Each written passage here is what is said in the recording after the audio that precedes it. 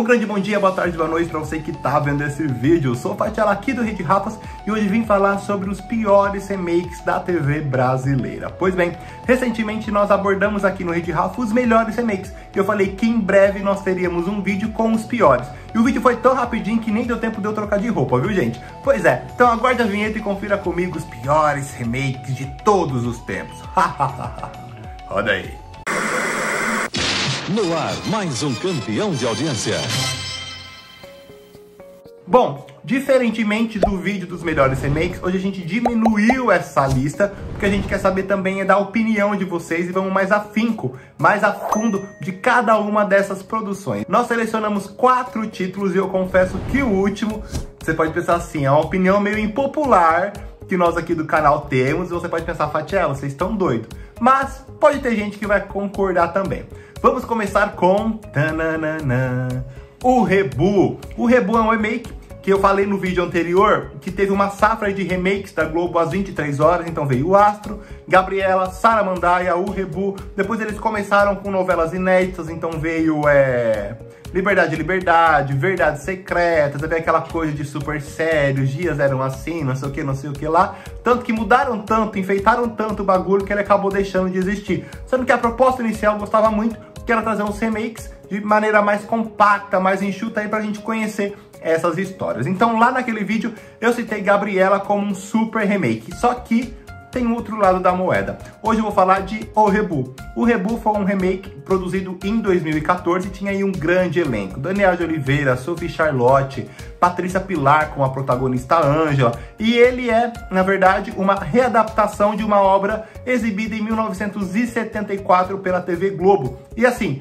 foi completamente revolucionária. Nessa trama tinha um quem matou, mas você não sabia nem quem morreu, se era homem ou mulher. Porque na versão original era uma festa em que os homens se vestiam de mulher e as mulheres se vestiam de homem. Então nesse troca-troca assim, acharam um corpo boiando na piscina e demorou para o público saber de fato quem é que estava morto. E toda a novela, ela se passou em apenas 24 horas. Então foram aí quase 200 capítulos.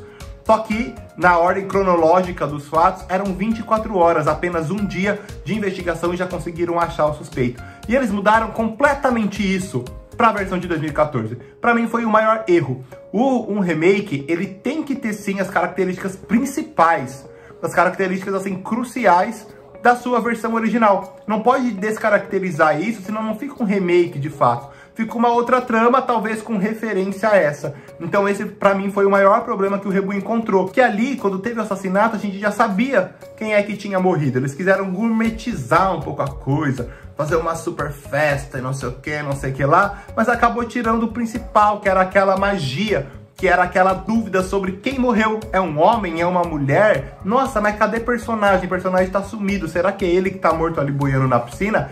Descaracterizaram completamente isso. E ao longo dos capítulos, pra mim era assim uma novela que eu queria muito assistir. Até a versão original, tenho muita vontade de ver. E esse remake eu tava com uma expectativa, ó, pá, lá em cima. Só que não foi atingido ao meu ver, porque é uma trama que eu sempre tive vontade de ver, justamente por essa história diferentona. É uma trama policial, como diversas outras na TV brasileira, mas tinha essa roupagem completamente inédita. Então, primeiro ponto, tiraram isso do remake. Não teve esse mistério sobre quem morreu, já revelaram logo de cara. E ao longo dos capítulos, a história ela se tornou um pouco maçante. Tinha muitos diálogos, muitas cenas, muitos flashbacks que eram completamente desnecessários, sabe? Que você via que tava ali mesmo só pra encher barriga, então não tinha aquela adrenalina, aquela emoção, aquela coisa de você ficar com o olho arregaladão na TV pra saber o que vai acontecer, não perder nenhum detalhe, não perder nenhuma pista. Isso não aconteceu, foi algo que foi entregue, foi uma trama bem produzida, fotografia, cenografia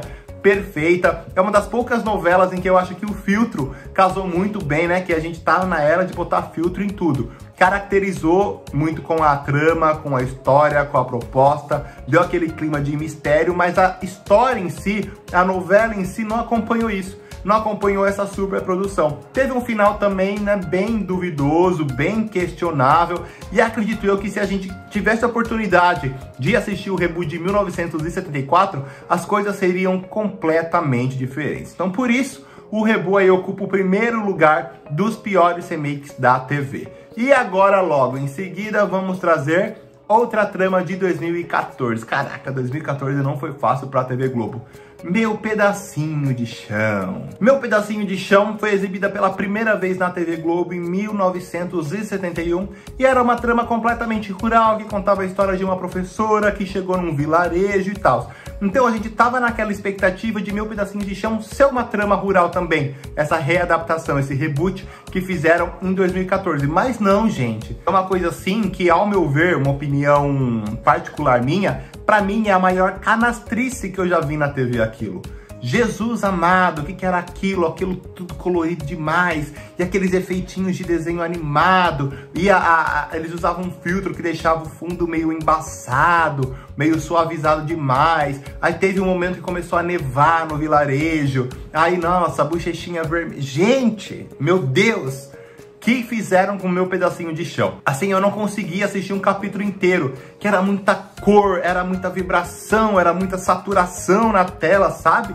Nossa, quem tinha labirintite aí na época sofreu pra tentar assistir essa novela. E aquela coisinha bem bobinha que você via mesmo que era ali só pra divulgar, só pra mostrar, olha, a gente tá com uma novela, ela tem essa pegada colorida, diferente e tal. Tanto que a Globo não aprendeu com esse erro, que em 2016 veio com o Velho Chico da mesma maneira. Ali eu considero o Velho Chico um Meu Pedacinho de Chão, uma versão mais macabra, uma versão mais tensa, que todo mundo também esperava uma trama bem interiorana, uma trama até mesmo rural, do Benedito Rui Barbosa, e veio aquela coisa, gente, sabe?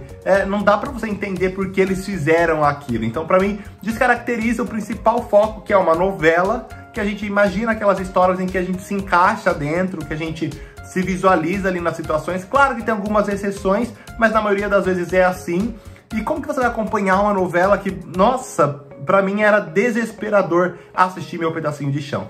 Na época, eu visitei o Projac, eu conheci a cidade cenográfica de Meu Pedacinho de Chão, e assim, a cidade cenográfica era perfeita, aquele tricô muito bem feito em volta das árvores, as casinhas coloridas, todas bonitinhas e não sei o que. Só que na tela, quando era exibido, parecia que era tudo muito longe um do outro. O casarão do vilão, interpretado pelo Osmar Prado, era lá no pico, no topo de uma montanha. Quando a gente chegou na cidade cenográfica, o casarão era assim, colado nas outras coisas, sabe? Mas assim, a cenografia ali, tudo que eles quiseram fazer, eles fizeram de maneira muito bem feita. Mas pra mim, descaracterizou completamente uma novela, uma história de novela, era uma coisa assim, pra mim foi ridículo. Ridículo, desculpe quem curtiu, mas Meu Pedacinho de Chão pra mim foi um remake que não deveria existir. Pra mim o pior de todos os tempos é Meu Pedacinho de Chão. Existe uma grande responsabilidade quando o autor decide produzir o remake de uma obra que foi muito sucesso, que foi um fenômeno absoluto. Pantanal tá dando a sorte, eu não vou dizer tá dando a sorte, porque é todo resultado de um trabalho primoroso, de uma escalação de elenco, de uma entrega dos atores, o roteiro também muito afiado do Bruno. Enfim, não é sorte. Pantanal, ele tá reunindo esses elementos para ser o sucesso que é. Mas também tem aquele outro lado, quando a gente vai produzir o remake de um grande sucesso, pode se tornar um fracasso assim, gente, descomunal, que foi como aconteceu com Guerra dos Sexos. Guerra dos Sexos, inclusive, na época que foi exibido, em 2012, fechou com 23 pontos de média geral, a mais baixa de todos os tempos do horário. Claro que tem aquilo, pegou calorzão, pegou horário político, pegou horário de verão que existia na época, então assim, abordou vários fatores que contribuem para uma novela fracassar, ainda mais quando ela estreia nesse momento turbulento aí, que é o finalzinho do ano. Só que pensaram assim, nossa, Guerra dos Sexos, todo mundo vai assistir, porque é aquela trama clássica, memorável, com grandes protagonistas, grandes personagens que a galera vai ver. Mas aí que tá. O remake, ele precisa se adaptar à época em que tá inserido. Ele não pode perder as características principais da novela, mas ele precisa se adaptar, porque assim, de 1981, eu acho que a trama foi exibida, para 2012, muita coisa mudou. Só que essas mudanças não ficaram tão perceptíveis pro público. Parecia mesmo que o Silvio de Abreu, ele pegou um Ctrl+C, um Ctrl+V, e imprimiu e pronto, fez o remake. A história, ela não é completamente ruim, ela não é completamente absurda, mas ela simplesmente não estava muito casando com a época. Não tinha aquela empolgação de ver, aquela empolgação de assistir, e tinha um grande elenco, Tony Ramos, Liane Ravache, Glória Pires. Então você viu que foi uma novela que a Globo colocou todas as suas fichas, que a Globo foi com tudo assim, pá, com 2 pés no peito. Só que na hora que chegou a realidade, na hora que os capítulos começaram a rodar, a ser exibido, não empolgou o público. E acredito eu que o ponto principal foi esse. A trama ela era muito similar, muito parecida. Tinha muitas coisas ali que você pensava, meu, não dá mais. E exibiram, tacaram na nossa fuça. Então a ideia que teve foi essa, que o Silvio simplesmente copiou, apertou um Ctrl+C ali no roteiro de 1981, abriu uma nova página no Word, Ctrl+V, imprimiu e falou, pá, toma aqui, Globo, o roteiro do remake de Guerra do Sexo. E assim foi. E a gente sabe que o Silvio de Abreu, ele tinha muita moral na Globo. Tanto que depois ele se tornou diretor de teledramaturgia e tal. E em 2001 aconteceu algo parecido. Ele ia estrear As Filhas da Mãe e todo mundo, o elenco todo da Globo, queria fazer As Filhas da Mãe porque era do Silvio de Abreu. Então ia ser assim, nossa, um fenômeno. E na mesma época eles estavam começando a produção do Clone, da Glória Pérez.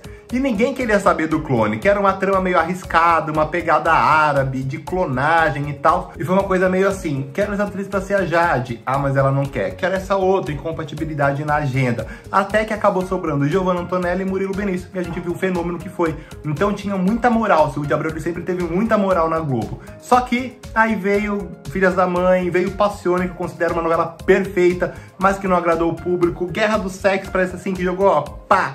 A última enxadada de terra em cima, sabe? Daquela super reputação que o Silvio de Abreu tinha dentro da Globo. Pois é, então Guerra do Sexo, sem dúvidas, eu acho que quando a gente fala remakes que não deram certo, todo mundo, todo bom noveleiro se lembra na mesma hora de Guerra do Sexo. Então vamos lá falar da última novela dessa lista. Aquela que é uma opinião impopular, que tem gente que vai concordar e tem gente que não vai concordar. Pois é, Marimar. Marimar não é nenhuma trama brasileira, a gente sabe que novela mexicana vem um remake atrás do outro, mas Marimar, por sua vez, ela é a adaptação de uma obra chamada A Indomável, de 1974, que também é uma readaptação de uma radionovela do mesmo nome. Depois disso, a gente sabe que veio aí tantas outras produções depois de Marimar, que contavam essa mesma história da menina inocente, pobre, analfabeta, que se apaixona por um rico fazendeiro e tem aí que sofre por conta da madrasta dele. Pois é, mas Marimar, gente, é uma novela assim que a história é muito interessantinha, é muito legalzinha. Quando você pega assim pra ver, é muito legal, mas que na prática não funciona. Na prática mesmo, as coisas desandam completamente. Então assim, muitos capítulos era só a Marimar se lastimando, a Marimar chorando, a Marimar sofrendo. Aí tem pro outro lado a Angélica, já lá na mansão, que ela tenta passar por cima de tudo, por cima de todos, é muito ambiciosa. Fica implícito ali que ela é completamente apaixonada pelo enteado, pelo Sérgio. Não tem nenhuma cena em que isso fica claro, em que ela de fato balbucia essas palavras e diz, nossa, eu sou apaixonada pelo Sérgio. Mas a gente que assiste, a gente que acompanha, acaba percebendo. Mas é uma trama muito arrastada, é uma trama em que demora muito para as coisas acontecerem. E quando a Marimar tem a grande transformação, quando ela sofre essa reviravolta, que ela fica rica, entra a parte do Vale Encantado, que aí é o pior de tudo. As coisas não fluem, as coisas não vão pra frente, o Vale Encantado é um amontoado aí de acontecimentos completamente desprezíveis, sem sentidos pra novela. Se a gente ignorar tudo que aconteceu no Vale Encantado, a trama anda perfeitamente. Aí tem aquela coisa também, que todo mundo vê a Marimar, mas ninguém sabe que é a Marimar. Gente, a cara da Marimar é a Marimar, sabe? Então testa um pouco a inteligência do público, parece que tira onda com a nossa cara. Então assim, tem aquele elemento legal, é uma menina pobre, analfabeta, se apaixona pelo fazendeiro, vai morar na mansão dele, é muito maltratada pela madrasta dele, ele foge que não tem culhão pra segurar a responsabilidade, os avós são assassinados, aí ela descobre que o pai é muito rico, se transforma completamente e começa a sua vingança. Então quando a gente ouve isso, caraca, Marimar é uma super história, e de fato é, mas quando você acompanha os capítulos, ó, tem muita coisa ali que é maçante. Então Marimar, eu entendo o sucesso que fez, eu entendo porque é um fenômeno, é uma trama assim muito querida e amada por todo mundo, mas se você vai assistir de cabo a rabo, meu querido, não faça isso, senão você vai se decepcionar como eu me decepcionei. Bom, então no vídeo de hoje nós selecionamos esses 4 títulos, porque com certeza vai ter parte 2, parte 3, parte 4, mas nós vamos montar esses outros roteiros a partir da opinião de vocês. Comenta aqui embaixo quais remakes você acha detestoso, aqueles que você fala assim, meu, nunca deveria ter existido. Então logo aqui de comentários, que o Rafa Pereira adora ficar lendo comentário de vocês. Curta este vídeo se ainda não fez isso, pelo amor de Deus. Se inscreva no canal, seja muito bem-vindo ao Rede Rafas e ative as notificações, hein? Tem muita novidade chegando e eu quero vocês sintonizados em todas elas aqui comigo e lá com Rafa Pereira. Fui!